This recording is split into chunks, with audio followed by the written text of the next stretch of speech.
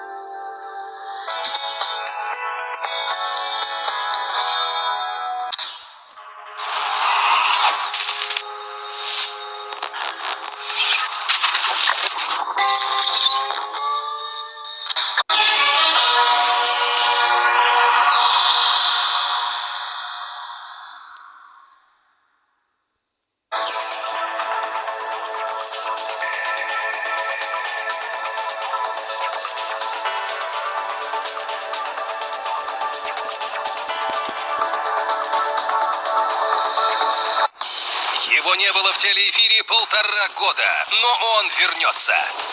В субботу на РЕН-ТВ, чтобы сделать лучшее шоу в своей жизни. Он разрежет на куски, приправит острым, научит удивлять. Многие даже и не берутся за такие блюда.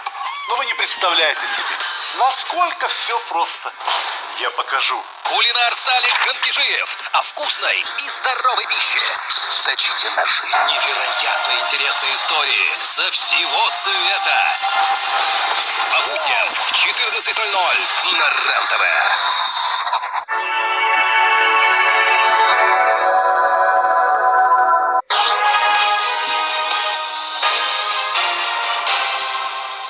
Утренние новости на РЕН-ТВ каждые 15 минут. Весна в России ушла на громкой ноте, оставив ураганы и потопы. Башкирию накануне накрыл мощный град и сильный ветер. Больше 30 населенных пунктов остались без электричества. Такой же удар стихии пережили и в Челябинской области. На очереди сейчас вообще весь Урал. Там объявлено штормовое предупреждение. Потоп прервал железнодорожное сообщение с Мурманском. Река Кола вышла из берегов и размыла насыпь опоры моста.